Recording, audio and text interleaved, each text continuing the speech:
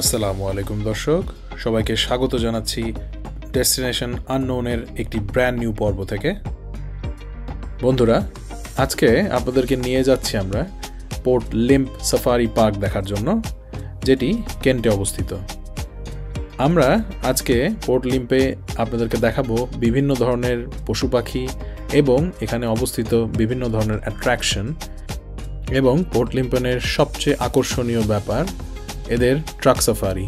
তো চলুন দেরি না করে আমাদের এই পর্বটি শুরু করা যাক। দর্শক, আমরা সেদিন আমাদের যাত্রা শুরু করেছিলাম ফোকস্টন বাস স্টেশন থেকে। আমাদের বাস নিতে হয়েছিল নাম্বার 10 অ্যাশফোর্ডের উদ্দেশ্যে। ফোকস্টন থেকে এই পোর্ট লিম্পের দূরত্ব 44 মিনিট। আপনারা যারা লন্ডন থেকে পোর্ট লিম্পে যেতে চান তারা লন্ডন থেকে সরাসরি বাস অথবা ট্রেন যোগে সেখানে চলে যেতে পারেন। যাত্রাপথে আপনারা রাস্তার দুপাশের সৌন্দর্য দেখতেই পাচ্ছেন দর্শক। এই সৌন্দর্য দেখতে দেখতে মনে হচ্ছিল আমরাও কোথাও হারিয়ে যাচ্ছি কোনো এক অজানা পথে। মনে হচ্ছিল যেন এই সময়টি শেষ না হয়। এই মনোমুগ্ধকর সুন্দর দুপাশের দৃশ্য দেখতে দেখতে আমরাও যে কখন আমাদের গন্তব্যে পৌঁছে গেছি বুঝতেই পারিনি দর্শক। আমরা বাস থেকে এক স্টপ আগে নেমে পড়েছিলাম দর্শক, যার ফলে কিছুটা পথ আমাদের হেঁটে যেতে হয়েছে। আপনাদের চলে আসতে হবে এই বাস স্টপটিতে, যেটি হচ্ছে ইন্ডাস্ট্রিয়াল স্টেট। এটি পোর্ট লিম্পের এন্ট্রেন্সের একদম সামনে অবস্থিত। 10 মিনিটের এই মনোমুগ্ধকর হাঁটা পথেই আমরা পৌঁছে গেলাম পোর্ট লিম্পের কার পার্কের কাছে। ঠিক এর সামনেই অবস্থিত পোর্ট লিম্পের এন্ট্রেন্স। আমরাও এই আঁকাবাঁকা ফুট ওভার ব্রিজ দিয়ে হেঁটে চললাম পোর্ট লিম্পের ভেতরে। দেখতেই পাচ্ছেন দর্শক, এই এন্ট্রেন্সের মুখে আপনারা পেয়ে যাবেন এখানকার বিভিন্ন রকম ইনফরমেশন। আপনারা এন্ট্রেন্সের মুখে পেয়ে যাবেন ব্ল্যাক অ্যান্ড গোল্ড হাউলার মাঙ্কি, বা বাংলাদেশে আমরা যেটাকে বলে থাকি উল্লুক। টিকিট চেক করে আমরা পোর্ট লিম্পের ভেতরে ঢোকার পর হাতের ডান দিকে এই ছোট্ট ক্যাফেটি পেয়ে গেলাম। ক্যাফেটির সামনের ঠিক এই জায়গাটি থেকেই আমাদের এই পোর্ট লিম্পের ভ্রমণ শুরু হবে। আমরা প্রথমেই চলে গেলাম সিংহ এবং বাঘের খাঁচার সামনে, কিন্তু ভাগ্য খারাপ হওয়ার কারণে আমরা কোনোটিরই দেখা পাইনি। চলুন বন্ধুরা, এবার আপনাদেরকে নিয়ে যাই 15 একর ল্যান্ডস্কেপ বাগানের মধ্যে গড়ে ওঠা 4 তারকা মানের ম্যানশন হোটেল দেখার জন্য। কেন্টের সমৃদ্ধ প্রাকৃতিক সৌন্দর্য এবং বিরল প্রজাতির প্রাণীদের মাঝখানে এই ম্যানশন হোটেলটির অবস্থান।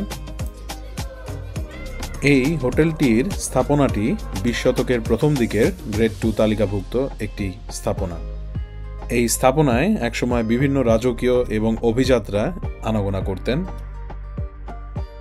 স্যার উইনস্টন চার্চিল এবং টি.ই. লরেন্সের মতো মর্যাদাবান প্রাক্তন অতিথিরাও এই হোটেলে থেকে গেছেন। আপনারা চাইলেও এখানকার রেস্তোরাঁয় স্থানীয় পণ্য এবং ঘরে উৎপাদিত উপাদান দিয়ে তৈরি খাবার উপভোগ করতে পারেন, অথবা একটি রাত্রি যাপন করতে পারেন এই বিখ্যাত ম্যানশন হোটেলে।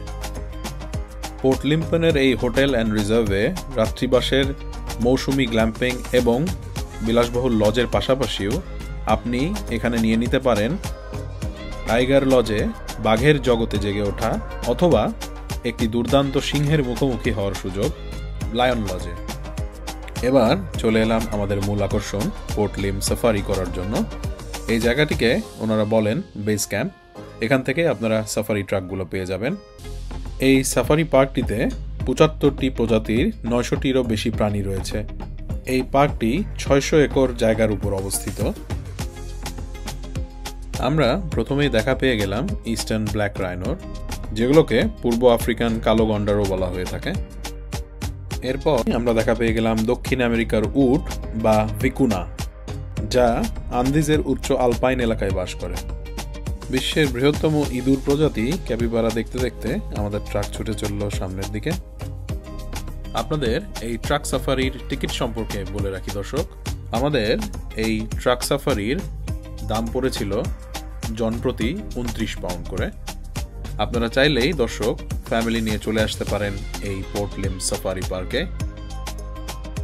দর্শক, এবার চলে এলাম আফ্রিকার সাভানা এবং সমভূমি এবং পাহাড়ের আবাসস্থলে বাস করা ইল্যান্ড দেখতে। এদের জীবনকাল 25 বছর। তাদের খাদ্য তালিকায় থাকে ঘাস, পাতা, ফল এবং ভেষজ। এবার আমার সামনে দেখতে পাচ্ছেন নুবিয়ান জিরাফ, যেগুলো অত্যন্ত বিপন্নপ্রায় প্রাণী। দর্শক, এই বিস্তীর্ণ সুন্দর প্রাকৃতিক দৃশ্য দেখতে দেখতে আমাদের গাড়ি এগিয়ে চলছিল। আমরা প্রায় আমাদের সাফারির শেষ পর্যায়ে চলে এসেছি। দর্শক, শেষ পর্যায়ের কিছু প্রাণী দেখতে দেখতে আমাদের সাফারি শেষ হয়ে গেল। আপনারা এই পোর্ট লিম সাফারি পার্কে এসব প্রাণী ছাড়াও দেখতে পাবেন baboon, Asian water buffalo, red panda, কাঠবিড়ালি বানর, আরও অনেক রকম প্রাণী। এদের মধ্যে এদের মূল আকর্ষণ ছিল ওয়েস্টার্ন লোল্যান্ড গরিলা। আজকের মতো এখানেই শেষ করছি দর্শক। দেখা হবে অন্য কোথাও, অন্য কোনো জায়গায়। ততদিন ভালো থাকবেন, সুস্থ থাকবেন, দেখতে থাকবেন ডেস্টিনেশন আননোন। আসসালামু আলাইকুম।